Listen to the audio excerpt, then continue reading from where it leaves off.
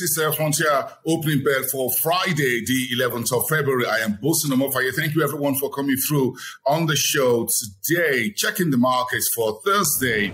A bit of mixed Nigerian markets retain is a positive trend from Wednesday till yesterday. Big names in the banking sector, such as Zenith Bank and FBN Holdings, continue to hold the market to the upside. In neighboring Ivory Coast, the Ivorian market, the BIVN composite softened by 0.03%. The Egyptian market bucked by 0.15% to end its trading week. Today is the start of the weekend in Egypt.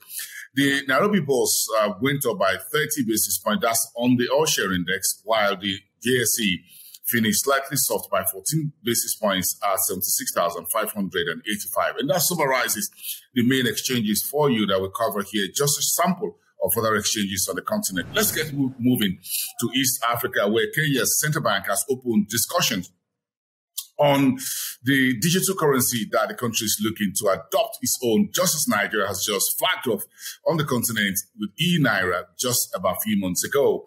And battery-making listed company Everready East Africa says it's cutting 2021 loss by 49% to about 34.7 million Kenyan shillings. And WPP Scan Group has named Patricia Ithaho as a new CEO and executive director for the services company, which operates largely in Kenya and a number of African countries, including Nigeria here in West Africa. And Tanzania's President Samia Suluhu is looking at the AFDB funding for women and youth within the country. She's moving aggressively since she took over in office just about a year or so ago. In the meantime, Uganda says it's renegotiating its new international coffee agreements. Countries across Africa are moving on with agro products, and Uganda is not staying behind despite discovering oil and gas and signing $10 billion Uganda deal. Uganda still has its eyes focused on agro exports as well. Coffee, one of the country's mainstay. In Nigeria, the buck-passing blame game continues with the contaminated fuel that was imported in January now being distributed across the country. Fuel queues are still heavy on Lagos streets as well as Abuja and a few other parts of the country. The authorities are blaming each other. The government is blaming the marketers who are responsible for the importation of this contaminated fuel. It's all still messy out there right now. On the good news side, the central bank has been said, brilliant idea. That's how two economists and others have described overnight the decision by the Godwin Emefiele-led central bank to introduce a new RT $200 billion non-oil export program, which has 5 pillars focused on helping Nigerians ramp up on non-oil export and focus less on crude oil, help the country to save more in terms of foreign exchange, expand local content, use of local materials, beneficiation of agro-allied products and other products within the chain that the central bank and the bankers committee is looking at, and help the country to build infrastructure that are very critical to non-oil exports across some states in the country. It's a whole new horizon that the central bank announced yesterday afternoon. In the meantime, part of the news was that the central bank interest rate 5% on these interventions in agri and every other sector will remain in place until March 1st, 2023. The central bank has just expanded the timeline for the repayment and to jack up that interest rate, which was brought down from 9% to 5% in 2020 under the COVID-19 pandemic, now to 5% from 9% previous.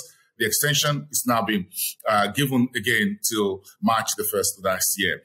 FMDQ Securities Exchange says it's listed Trust Bank's 3.02 billion Naira Series 5 commercial paper. Providence Bank and a few other banks are also listing their commercial papers for borrowing through the marketplace on FMDQ Securities Exchange. And Unilever, Nigeria says inflation will weaken its profitability for the next 2 years. That's a bit of a profit warning from this large HCP, household consumer products maker within the Nigerian space. And Ghana's forex reserves for 2021 was up 13%, $9.7 billion was the latest data we have. Let's go to Southern Africa, where President Cyril Ramaphosa spent a couple of hours yesterday evening, delivering the State of the Nation address, speaking to the critical issues that the country faced during the pandemic that just are still lurking around the corner, what needs to be done in terms of job. He says the private sector is still not strong enough to generate enough jobs. Unemployment in South Africa currently runs about 30%. President Ramaphosa says the government needs to continue to provide social relief grants to citizens in South Africa and support businesses despite the easing of restrictions around the COVID-19 pandemic. And the IMF has told everyone that there is no one-size-fits-all for all central banks who are looking to float digital currencies. And former South Africa's Minister of Finance, Mboweni, is now back at Goldman Sachs as the regional advisor. In the mining sector, ArcelorMittal says he's raising dividend to shareholders and unveiling a new $1 billion capital return, which was looking to cushion things for the shareholders. Angola is looking at public debt as a percentage of the GDP at 73% by the end of its current fiscal year, while Zimbabwe's stock exchange has lifted the trading suspension it placed on ZECO, which is Zimbabwe's electricity company, just a few days ago. That has now been lifted. I'll finish this up, as always, in North Africa. Egypt is looking at EFG Hermes in Egypt, which is listed on the Egyptian exchange, is looking, says it's concluded an advisory on Macro Group. The whole idea on Macro Group, 1.3 billion initial public offer of Egyptian pounds, 1.3 Egyptian pounds public offer, is for EFG Hermes to bring this macro groups to the market, and we'll see how that actually concludes, when the listing will take place, and how this company will continue to trade moving forward. Egyptian's investment app, Thunder, says he's raising, THNDR says he's raised $20 million in Series A funding, while Morocco's central bank is planning to launch its own cryptocurrency.